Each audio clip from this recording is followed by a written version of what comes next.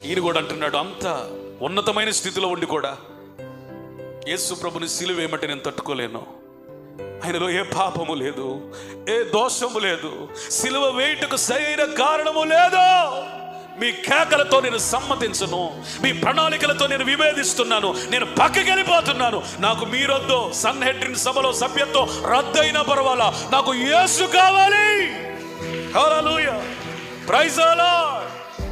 అరిమతయి యోసేపు వంటి ఒక శబ్దం మీ హృదయం నుంచి బయటకు వచ్చును గాక, తీర్మానం మీ హృదయం నుంచి బయటకు వచ్చును గాక. యేసు ప్రభువే గనక అడుగడుగున పరిశీలతో శాస్త్రులతో విభేదించకపోతే ఆయనకి సిలువ పడేది కాదు. విభేదించుకుంటూ వచ్చాడు. మార్కు సువార్త 15వ అధ్యాయం 43. సాయంకాలమైనప్పుడు అరిమతయి యోసేపు తెగించి, చాలండి, ఫస్ట్ లో చెప్పాను, ఇతడే శిష్యుడు, రహస్య శిష్యుడు, సీక్రెట్ ఫాలోవర్. ఇప్పుడు ఈ పరిస్థితిలో సీక్రెట్గా ఉందాంలే, ఎంతవరకు సీక్రెట్గా మెయింటైన్ చేశానులే, ఇప్పుడు వరకు దూరంగా వెంబడించాను లేసేని అని అనుకోట్లా. ఎప్పటికీ కూడా నేను క్రైస్తవుడిని తెగించకపోతే నా జీవితానికి అర్థం లేదని బయటకు వచ్చి తెగించాడు. స్తోత్రం చెప్పండి. ఎందుకని అరిమతయి యోసేపు నీతిమంతుడు అంటే యేసుకై తెగించాడో. స్తోత్రం చెబుతారా? మాటలు మాకు ఆశీర్వాదకరంగా ఉన్నాయి అన్నవాళ్ళు గట్టిగా స్తోత్రం చెప్పండి. హల్లెలూయా. ఇప్పుడు మనకి ఏ భక్తి కావాలి? తెగింపు. తెగింపు లేని భక్తి బిగింపు లేనట్టే, స్థిరత్వం లేనట్టే.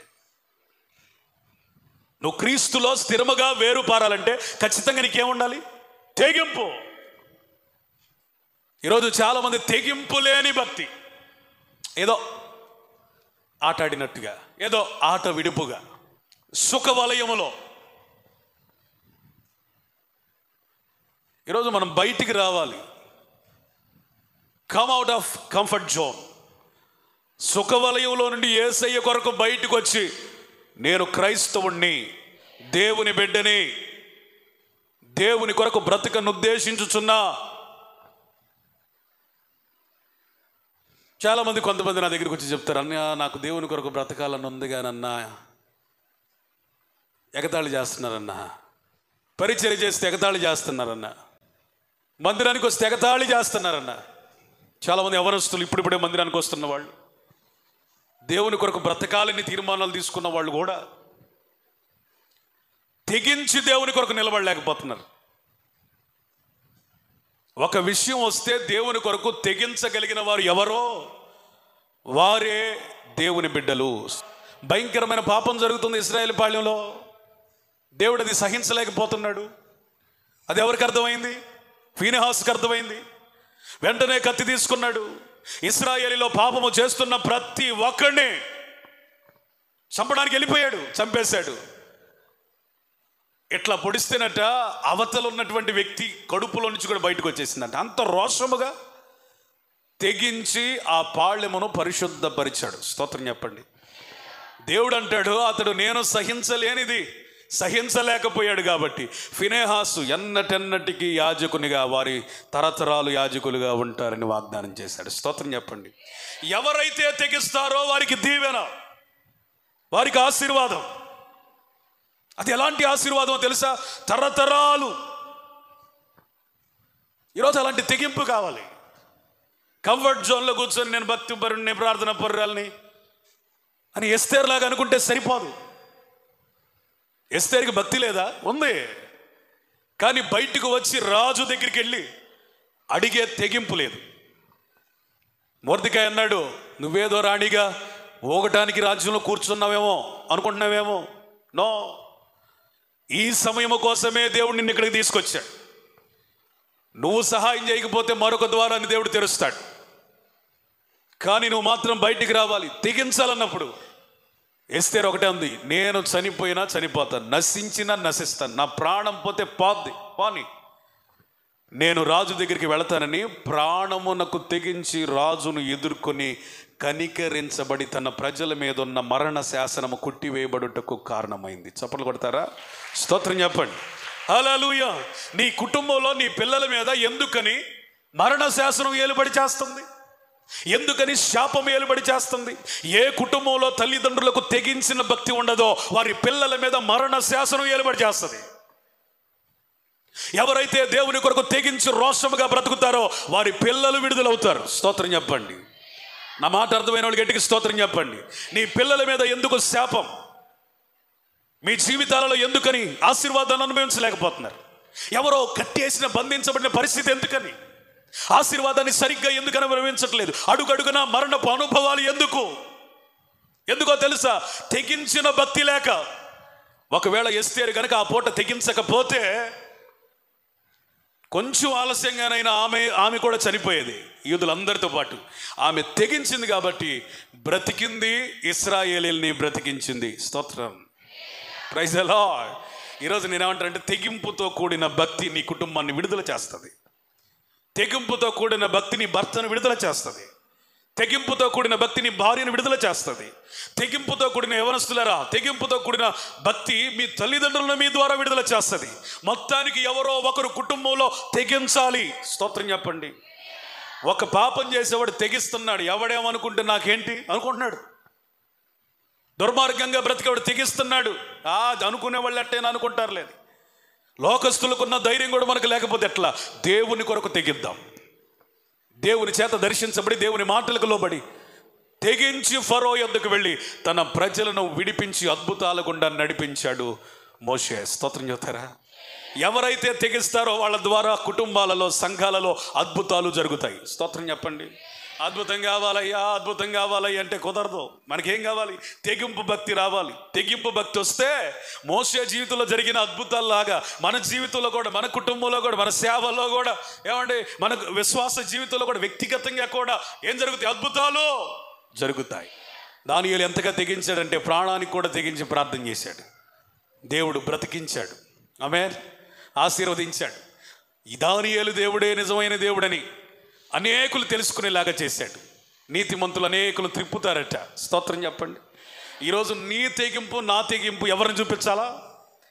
యేసు ప్రభు అట, ఎవరో అట అతని కొరకు ప్రాణత్యాగం చేయడానికి కూడా వెనుదిరగటం లేదు. నిజమైన దేవుడు వాళ్ళ దేవుడు అని చెప్పుకోగలగాలి. రాజుతో విభేదించి తెగించి ఏమన్నా అగ్ని ప్రవేశము చేసి దేవుని చేత భద్రపరచబడి బయటకు వచ్చి సాక్షార్థంగా కనబడి ఆ రాజ్యమును తల్ల క్రిందులు చేశారు షడ్రక్, మెషక్, అబేద్నెగోలు. స్తోత్రం, హల్లెలూయా. ఆ రోజు వాళ్ళు గనక దేవుని కొరకు తెగించుకోకపోతే అగ్ని ఆహ్లాదకరంగా మారేది కాదు. తెగించుకోకపోతే వారి దేవుడు నిజమైన దేవుడని ప్రజలు తెలుసుకునేవారు కాదు. తెగించకపోతే దేవుని కొరకు వీరు ఎంతకైనా తెగిస్తారని ప్రజలు అనుకునే స్థాయిలో భక్తి చేసేవాళ్ళు కాదు. ఈరోజు వాళ్ళ గురించి మనం మాట్లాడుకునే వాళ్ళం కాదు. తెగించు, శ్రమలని అగ్నిలోనికి వెళ్ళు, అగ్ని నిన్నేమీ చేయలేదు. స్తోత్రం. జలములలో బడి వెళ్ళినా అవి నీ మీద పొర్లవు. హల్లెలూయా. అగ్నిలో నువ్వు వెళ్ళినా అగ్ని నిన్ను కాల్చదు. వాళ్ళట బయటకు వస్తే వాళ్ళ వస్త్రాలు కాలేదు, వెంట్రుకలు కూడా కాలిన వాసన రాలేదు, వాళ్ళ దగ్గర అగ్ని వాసన ఏది రాలేదు. స్తోత్రం చెబుతారా? ఏసయ్య కొరకు నీకు నిందలు వస్తున్నాయా, శ్రమలు వస్తున్నాయా, బాధలు వస్తున్నాయా, దరిద్రం వస్తుందా, ఇరుకులు వస్తుందా? నేనేమంటానంటే వాటిని చూసి భయపడద్దు, తెగించి లోపలికెళ్ళు. స్తోత్రం చెప్పండి. హల్లెలూయా. అది నిందైనా లోపలికెళ్ళు, దారిద్రతైనా లోపలికెళ్ళు, రోగమైనా లోపలికెళ్ళు, ఏదైనా లోపలికెళ్ళు. ఎందుకంటే మనకు సహాయము చేయగలిగిన, శోధనలో నుండి విడిపించగలిగిన దేవుణ్ణి మనం కలిగి ఉన్నాం అన్ని వేళల, అన్ని స్థలాలలో. స్తోత్రం చెబుతారా? 2 తిమోతి 4:7 మంచి పోరాటం పోరాడి. స్తోత్రం. చాలండి. తెగించడం అంటే ఏంటి తెలుసా? క్రైస్తవ జీవితంలో పోరాటం. క్రైస్తవ జీవితం ఆట కాదు, పోరాటం. దీనినే తెగించిన భక్తి అంటారు. ఎప్పుడైతే మనం తెగిస్తామో చెప్పండి, మనం కడముట్టిస్తాం పరుగుని, విశ్వాసాన్ని కాపాడుకుంటాం, నీతి కిరీటాన్ని, జీవ కిరీటాన్ని సంపాదిస్తాం. అట్టి కృప మనకు అనుగ్రహించబడునుగాక. మరో మాట చూద్దాం. మార్కు సువార్త 15:43. గనుక సాయంకాలం అయినప్పుడు అరిమతయి యోసేపు తెగించి పిలాతు నొద్దకు వెళ్ళి యేసు దేహము తనకిమ్మని అడిగెను. స్తోత్రం చెప్తారా? చేతులు పైకెత్తి అల్లాడిస్తూ యేసయ్యా స్తోత్రం అని చెప్పండి. యేసయ్యా స్తోత్రం. వినండి, ఇతడు ఎందుకు నీతిమంతుడయ్యా అంటే యేసయ్య దేహము తనకు ఇమ్మని అడిగాడు. ఏమడిగాడు? ఆస్తులు అడిగాడా? ఐశ్వర్యాలు అడిగాడా? జీతం పెంచమని అడిగాడా? ఏమడిగాడు? యేసు ప్రభు దేహం కావాలి. బైబిల్లో మనం చూస్తే దేవుడు వద్దన్నది ఆశించి శాపాన్ని మూటగట్టుకొని అగ్నికి ఆహుతైపోయాడు ఆకాను. ఏమండి, దైవజనుడు వద్దన్న దాని కొరకు వెంటబడిన యమాను యొద్ద వస్త్రాలు తెచ్చుకున్నాడు. కుష్ఠవ్యాధిని సంపాదించాడు. గేహజీ తన భార్యకి పిల్లలకి కూడా ఆ కుష్ఠవ్యాధిని అందించాడు శాపంగా. వెండి నాణాల కొరకు యేసు ప్రభునే అమ్ముకున్నాడు ఇస్కరియోతు యోధ. మంచి విశ్వాసులుగా కొనసాగుతూ కూడా డబ్బు కోసం గడ్డి కరిచారు. అననీయ సప్పీరా చచ్చిపోయారు. అభిషేకం, పిలుపు, విశ్వాస జీవితం సమస్తమును కోల్పోయి కుక్క చావు చచ్చారు. ఏం సంపాదించుకోవాలో అర్థం కాని క్రైస్తవులు తయారయ్యారు. అంత సేవ చేసి డబ్బు కోసం పిలుపును కోల్పోయాడు బిలాం. అంతలా విశ్వాసిగా నడిచి దేవుడు వద్దన్న శపితమైనవి తన గుడారంలో పెట్టుకున్నాడు. అగ్నికి ఆహుతైపోయాడు. ఈరోజు ఇన్ని వాక్యాలు వింటూ ఏమండి 12 మందికి ఏ వరాలు ఉన్నాయో, ఏ అభిషేకం ఉందో, ఏ పిలుపు ఉందో, ఏ దక్షిణం ఉందో అవన్నీ కూడా ఇస్కరియోతు యోధాకి ఇచ్చాడు. కానీ కేవలం డబ్బు కోసం. తిన్నాడా? లేదు. సుఖపడ్డా? లేదు. డబ్బు ఒక గంటన్న ఉంచుకున్నాడు చేతిలో? లేదు. వెంటనే మళ్ళీ ఇసిరేసాడు. చివరికి ఏం చేశాడు? పశ్చాత్తాపడ్డా? లేదు. ఉరేసుకున్నాడు. చనిపోయాడు. చనిపోయిన తర్వాత ఎట్లా పడ్డాడు? ఆ పర్వతాలలో ఆ చెట్టుకి వేలాడుతూ పడిపోయాడు. చివరికి ఏమైంది మరి? ఏ రాయి తగిలిందో ఏమో, ఆ పొట్ట పగిలి పేగులన్నీ బయటకు వచ్చి దుర్మరణం పాలయ్యాడు. ఈరోజు నేనేమంటానంటే, ఏవేవో సంపాదించుకున్న వాళ్ళు నాశనం అయిపోయారు. ఏవేవో సంపాదించుకోవాలనుకున్న వాళ్ళు విశ్వాస భ్రష్టులయ్యారు. ఏవేవో సంపాదించుకోవాలనుకున్న వారి విశ్వాస ఓడలు బ్రద్దలైపోయాయి. కానీ యేసును సంపాదించుకోవాలి అని అనుకున్న అరిమతయి యోసేపు చరిత్రలో నిలిచాడు. హల్లెలూయా, హల్లెలూయా. నాకు ఈ ఉద్యోగం వద్దయ్యా, ఈ సభలో సభ్యత్వం వద్దయ్యా, నాకు యేసు మృతదేహం కావాలి. తెగించి అడిగాడట, నాకు ఇప్పించండి. అడగగలవా? యేసు దేహాన్ని ఆ స్థాయిలో కోరుకొనగలవా? యేసు దేహాన్ని కోరుకోవటం అంటే అర్థం ఏంటో తెలుసా? ఆయన 33.5 సంవత్సరాలు పరిశుద్ధంగా బ్రతికిన దేహం. అది సాధారణ దేహం కాదు. యేసు దేహాన్ని తనకిమ్మని అడగటం అంటే, ప్రభువా నేను పరిశుద్ధంగా బ్రతకాలని కోరుకోవటం. స్తోత్రం చెప్పండి. అది సాధారణమైన దేహం కాదు. తన బ్రతుకు దినములలో అనేక మందిని ఆకర్షించి రక్షించిన దేహం. అంటే అర్థం ఏంటి తెలుసా? యేసు దేహాన్ని అడగటం అంటే, లేదా సంపాదించటం అంటే రక్షణను సంపాదించటం. అది సాధారణమైన దేహం కాదు.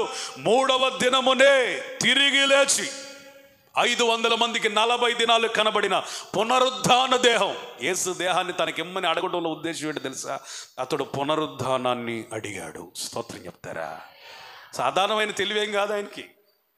ఇది లోకస్తులకి పిచ్చి, వెర్రి. కానీ నిజంగా దైవ దర్శనం, గాడ్లీ రెవల్యూషన్ కలిగిన వాడికి అరిమతయి యోసేపు అలా కనపడతాడు.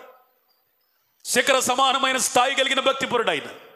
ఆయనకున్న నిరీక్షణ ఎంత గొప్పదో చూడండి. కలగబోతున్న బహుమానం కొరకు ఆయన ఎంత ప్రయాసపడుతున్నాడు చూడండి. ఎంత తెలివిగా జ్ఞానయుక్తంగా వ్యవహరిస్తున్నాడు చూడండి.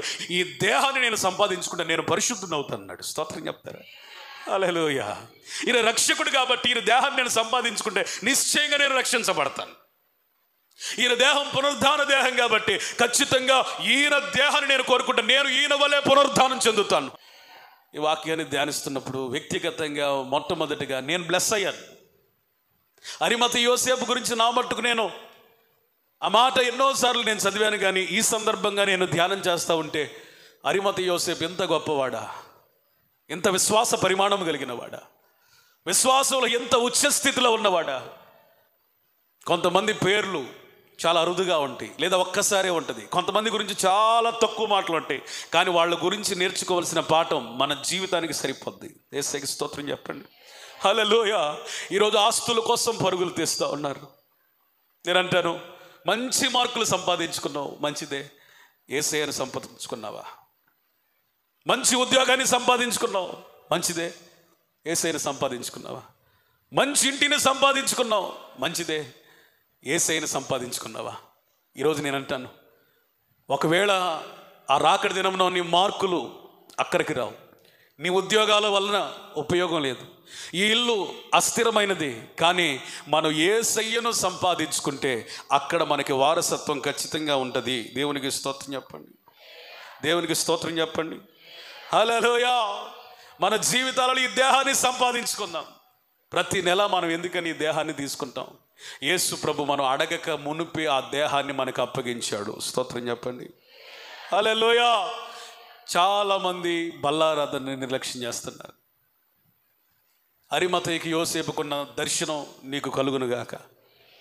ఏమండి, అతను అన్ని సంవత్సరాలు బ్రతికింది యేసు ప్రభు యొక్క దేహాన్ని సంపాదించుకోవటానికేనా అన్నంత ఆశీర్వాదకరంగా ఉంది అతని జీవితం. హల్లెలూయా. జీవితం అంతా సంపాదించుకుని యేసు ప్రభుని పోగొట్టుకోవటం కంటే జీవితం అంతా నువ్వు ఏదేదో చేసి యేసు ప్రభుని పోగొట్టుకుంటే ఉపయోగం లేదు. యేసు ప్రభుని సంపాదించుకో. స్తోత్రం చెప్పండి. హల్లెలూయా. ఎన్ని సంవత్సరాల నుంచి మందిరానికి వస్తున్నావు? యేసు ప్రభుని సొంత రక్షకునిగా అంగీకరించావా? ఎంతోమంది బల్లారాధనలు ఇక్కడ సిద్ధపరచబడతా ఉంటే, ఏమండి, దొంతలు తిరిగి కూర్చుంటా ఉంటే నీ పాటికి నువ్వు వెళ్ళిపోతున్నావు, నేను బాప్తీసం తీసుకోలేదని. నువ్వు చెప్పింది వాస్తవమే, కానీ అరిమతయి యోసేపుకున్న దర్శనం నీకుంటే ఏమని అనిపిస్తుంది అంటే, అరే వాళ్ళకి అంత భాగ్యం ఉంది, నాకు లేదే. బల్లారాధన ఇచ్చే ముందు నేనేమంటాను, బల్లారాధనలో పాల్గొనేవాళ్ళు ఇక్కడ ఉండండి, మిగిలిన వాళ్ళు వెళ్ళిపోండి అంటాను. చాలామందికి అది సిగ్గుగా అనిపించదు. అదే నిన్ను భోజన కార్యక్రమాల్లో నిన్నెవడు పిలిచాడు, మీరు వెళ్ళిపోండి అని కూర్చున్న నిన్ను ఎలగొట్టాడు అనుకో, భోజనాల దగ్గర ఎంత ఫీల్ అయిపోతావు? తల కొట్టేసినట్టుంటుంది. నేనంటాను, ఇంతమంది భోజనం చేస్తూ ఉంటే నేను వెళ్ళిపోమంటే నీకు అంత సిగ్గు లేకుండా చాలా సహజంగా, ఏమీ లేదుగా, బాప్తీసం తీసుకోలేదుగా, అందుకే పాస్టర్ గారు అంటున్నాడు నువ్వు అనుకున్నావు. కానీ వీళ్ళకున్న భాగ్యం నాకు లేదన్న చురుకు, ఆ దైవ దర్శనం నీకు ఎందుకని రాట్లా? నేనేమంటాను, ఏ క్షణము నీది కాదు, ఏ గడియ నీది కాదు. ఆయన ఎప్పుడు పిలుస్తాడో నీకు తెలీదు. నువ్వు బ్రతికి ఉండగానే ఆయన దేహమును సంపాదించుకోవాలి. స్తోత్రం చెప్పండి. హల్లెలూయా. ఒక మాట చదవండి, అందులో అసలు బల్లారాధన మనం ఎందుకు తీసుకోవాలి, తీసుకోవటంలో ఉన్న పరమార్థం ఏంటి అనే విషయాలు చాలా స్పష్టంగా 4 వచనాల్లో ఉంటాయి. యోహాను సువార్త 6వ అధ్యాయం 54 నుండి చదువమ్మా. నా శరీరము తిని నా రక్తము త్రాగువాడే నిత్య జీవం గలవాడు. ఇక్కడ ఆగుదాం. ఎవరైతే యేసు ప్రభు యొక్క శరీరములో పాలిభాగస్తులు అవుతారో వాళ్ళకి ఏ జీవం? చెప్పండి అమ్మా, అయ్యా చెప్పండి, ఏ జీవం? Eternity, eternal life. నెక్స్ట్, అంత్యదినమున నేను వానిని లేపుదును. పునరుద్ధానం. నిత్య జీవం ఒకటే కాదు, బల్లారాధనలో పాల్గొన్న వాళ్ళకి ఏ సదుపాయం ఉంది చెప్పండి అయ్యా? పునరుద్ధానం, రిజరక్షన్ పవర్. తర్వాత నా శరీరము నిజమైన ఆహారము, నా రక్తము నిజమైన పానము. దేవునికి స్తోత్రం చెప్పండి. మనుషుడు రొట్టె వలన మాత్రమే కాదు గాని, చెప్పండి, దేవుని శరీరము వలన కూడా ప్రతిదినము బ్రతుకుతాడు. స్తోత్రం చెబుతారా? ఇది మనకు ఆత్మాహారం. హల్లెలూయా. ఈ శరీరమును ఎప్పుడైతే మనం తింటామో, ఆ రక్తాన్ని ఎప్పుడైతే తాగుతామో, మనలో ఉన్న ప్రాణాత్మ దేహాలు, ఏమంటే మూలుగులు, నరములు, రక్తము, కణకణము ఏమైపోతే న్యూ స్ట్రెంగ్త్తో నింపబడుతుంది. హల్లెలూయా. అది నిత్య జీవం మాత్రమే కాదు, పునరుద్ధానమే కాదు, అది మనకు కావలసిన ఆహారమై ఉన్నది. తర్వాత 56 చదువమ్మా. నా శరీరము తిని నా రక్తము త్రాగువాడు నా యందును నేను వాని యందును నిలిచియుందుము. ఈ మాటకు నేను చెప్పేవాడు ఏంటంటే, క్రీస్తులో భాగస్వామ్యం. స్తోత్రం చెప్పండి. Partnership with Christ. నేనేమంటానంటే, భార్యాభర్తలు భాగస్వాములు, ఒక వ్యాపారంలో 2 స్నేహితులు భాగస్వాములు, కానీ క్రొత్త నిబంధనలో భాగస్వాములు ఎవరో తెలుసా? యేసయ్య, మనము. స్తోత్రం చెప్పండి. యేసయ్య, మనము. స్తోత్రం చెప్పండి. హల్లెలూయా, హల్లెలూయా. అందుకని యేసయ్య గారు ఒక అద్భుతమైన పాట రాశారు. నీలో నేనుండుటే, నాలో నీవు ఉండుటే నా ఆత్మీయ అనుభవం. స్తోత్రం చెప్పండి. ఈ పాట పాడటం కాదు, కానీ మన జీవితాలలో ఇలాంటి అనుభవం ఉండాలంటే, దేవుని రొట్టె విరిచిన ప్రతిసారి మనం ఏమవ్వాలి? బల్లకు సమీపించి, అయ్యా నీ దేహము కావాలి. స్తోత్రం చెప్పండి. స్తోత్రం చెప్పండి. ఇంకొక మాట చదువుదాం. అసలు దేవుని యొక్క శరీరములో ఉన్నది ఏంటో చూద్దాం. 57 జీవము గల తండ్రి నన్ను పంపెను గనుక నేను తండ్రి మూలముగా జీవించుచున్నట్టే నన్ను తినువాడును నా మూలముగా స్తోత్రం చెప్పండి. అవును తిన్న జీవము. హల్లెలూయా, హల్లెలూయా. మరొకసారి చెప్తాను, ఏవేవి లాభాలు ఉన్నాయంటే నిత్య జీవం, పునరుద్ధానం, ఆత్మాహారం, క్రీస్తులో భాగస్వామ్యం, అనుదిన జీవం. కొంతమంది బల్లారాధన టైంలో వాళ్ళ దగ్గరికి వెళ్తే ఎంత దురవస్థ తెలుసా, వాళ్ళు లేపు ఇవ్వాలి. అప్పుడు ఏం చేస్తారు తెలుసా, నిద్రపోతారు ఈ కుసేపట్లోనే. ఎంత దరిద్రం చూడండి. ఈ 5 నిమిషాల వ్యవధిలోనే పెద్ద ఏదో కష్టపడిపోయినట్టుగా ఎట్టుంటాడు. పాస్టర్ గారు వచ్చి తనంగానే స్తోత్రం స్తోత్రం స్తోత్రం అంటారు. కొంతమంది తల్లులను చూడాలి, వాళ్ళు యేసయ్య శరీరాన్ని ఏ స్థాయిలో గౌరవిస్తున్నారు అర్థమైంది. చక్కగా కూర్చొని ఇక నేలకు పెట్టుకుంటారు. ఇది నేలకు పెట్టుకుంటారండి. కనీసం అన్నం తినేవాడు పళ్ళెం కోసం వంగుతాడు. కానీ యేసు ప్రభు శరీరం వస్తుందే, దాని కొరకు మనం చేతులు సిద్ధముగా ఉండాలి అనేది ఉండదు. ఎట పెట్టుకొని కూర్చుంటారు. ఎట్ట లేపితే అట్ట పైకి లేపుతారు.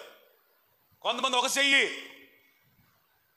కొంతమంది మాత్రం చక్కగా మోకాళ్ళుని 2 చేతులు ఇలా ఒక యజమానుని తట్టు ఒక దాసుడు చాపినట్లుగా చక్కగా మోకాళ్ళుని కన్నీరు విడుస్తూ ప్రార్థన చేస్తూ, అయ్యా నీ శరీరం నా చేతిలోనికి రాబోతుంది ప్రభువా, ఈ ఆశీర్వాదాలు నాకు కావాలి అని ఏడుస్తూ వారు తీసుకుంటారు. నేనేమంటారంటే, వివేచించి తీసుకున్న వాడికి ఆశీర్వాదాన్ని వస్తాయి.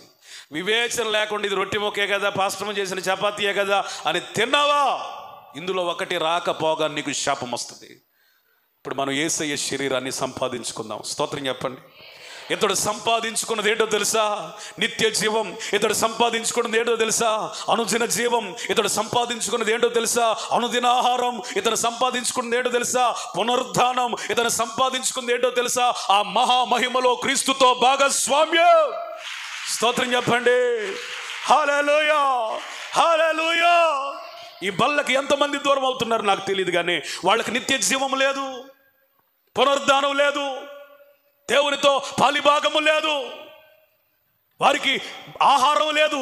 నువ్వు కడుపు నిండా బిర్యానీలు తినొచ్చు, కానీ బల్లారాధనలో లేకపోతే నీకు నీ ఆత్మకు కావలసిన ఫుడ్ నీకు దొరకట్లేదు అని అర్థం. ఇప్పుడు మనకేం కావాలి? ఆయన ఆత్మాహారం కావాలి, శరీరాహారం కావాలి. స్తోత్రం చెప్పండి. హల్లెలూయా. ఒక నిజమైన క్రైస్తవుడు ఆయన రక్తాన్ని బట్టి బ్రతుకుదురుగాక, ఆయన మాంసమును బట్టి అనగా ఆయన శరీరమును బట్టి బ్రతుకుదురుగాక. స్తోత్రం చెప్పండి. హల్లెలూయా. మన జీవితాలలో అరిమతి యోసేపుకున్న దర్శనంకి వస్తే, అయ్యా నీ శరీరము నాకు కావాలి అని కేకలు వేస్తాం. దేవునికి స్తోత్రం చెప్పండి. ఒక్క మాట చెప్పి నేను ముగిస్తానండి. మత్తయి సువార్త 27:59. యోసేపు ఆ దేహమును తీసుకొని శుభ్రమైన నారబట్టతో చుట్టి తాను రాతిలో తొలిపించుకొనిన క్రొత్త సమాధిలో దానిని ఉంచి, తన కొరకు తొలిపించుకున్న తన స్వంత సమాధిని, అంతకుముందు ఎవరిని పెట్టని క్రొత్త సమాధిని చెప్పండి యేసుకు అంకితము చేశాడు. అందుకని అతను నీతిమంతుడయ్యాడు. చేతులెత్తి స్తోత్రం చెప్పండి. Praise the Lord. ఒకవేళ ఇతను పాతి పెట్టబడితే, పురుగులు కంపు కొట్టేవాడు. ఇతను పాతి పెట్టబడితే మట్టిలో మన్నైపోయేవాడు. ఇతను పాతి పెట్టబడితే అస్థి పంజరముగా మిగిలేవాడు. దాని వలన ఏమీ ప్రయోజనం వచ్చేది కాదు. కానీ యేసు ప్రభుని పాతి పెట్టడం వలన అతని సమాధి ద్వారా ప్రపంచానికి పునరుద్ధాన స్వార్థ ప్రకటితమయ్యింది. స్తోత్రం చెప్పండి. ఇప్పుడు యేసు ప్రభు సమాధి అని అంటామే, అది యేసు ప్రభుది కాదండి, అది అరిమతయ యోసేపు సమాధి. స్తోత్రం చెప్పండి. ఇప్పుడు యేసు ప్రభు పునరుద్ధానం ఎంత వాస్తవమో, అతను దేవునికి ఇచ్చిన సమాధి కూడా అంత వాస్తవం. నిజంగా అతని అంత్యమును గూర్చిన ఎంత గొప్ప నిరీక్షణ ఉందో చూడండి. నేను చనిపోతాను, సరిగా సమాధి చేయబడాలి అని అందమైన మంచి సమాధిని తలపెట్టుకున్నాడు. ఎంతో ఇష్టపడి కట్టించుకున్నాడు, ఇష్టపడి తొలిపించుకున్నాడు. తనంత ఖర్చు చేసి ఇష్టపడి తొలిపించుకున్న సమాధిని యేసు ప్రభుకి ఫ్రీగా అంకితం చేశాడు. స్తోత్రం చెప్పండి. హల్లెలూయా. నేనంటాను, యేసు ప్రభు కొరకు ఏదైనా ఇచ్చావా? సమాధిని ఇచ్చాడంటే ఏం ఉపయోగం లేండి అనుకోవచ్చు. అతడు తన హృదయాన్ని ఇచ్చాడు, హృదయాన్ని అంకితం చేశాడు.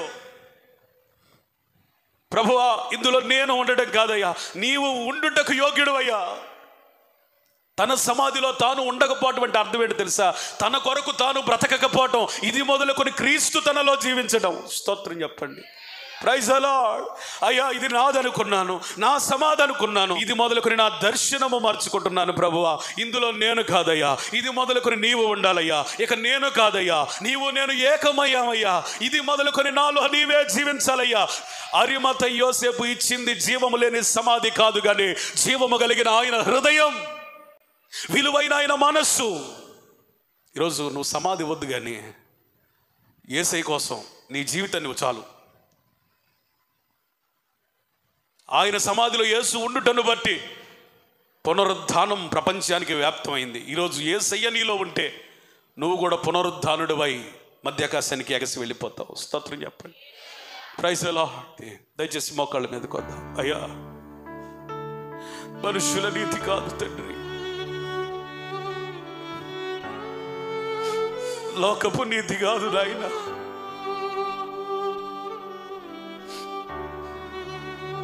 నీ కొరకు అరిమత యోసేపు వలె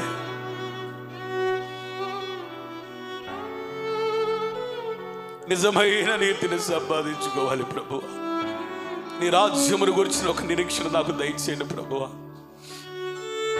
నువ్వు మరలా నా కోసం రాబోతున్నావయ్యా. నీ మొదటి రాకడను గురించిన ఒక స్థిరమైన, బలమైన, స్పష్టమైన నిరీక్షణ కలిగిన అరిమత యోసేపు వలె అయ్యా, నీ రెండవ రాకడను గురించి నిరీక్షించగలిగిన భక్తి స్థాయిని నాకు దయచేయండి ప్రభువా. నీ రాకడకు తగినట్లుగా బ్రతుకుటకు కృపనివ్వండి నాయన. నేను రాకడకు సంబంధించిన వ్యక్తిని కానీ, ఈ లోకంలో స్థిరమవటానికి ఉండిన వ్యక్తిని కాదు. యేసు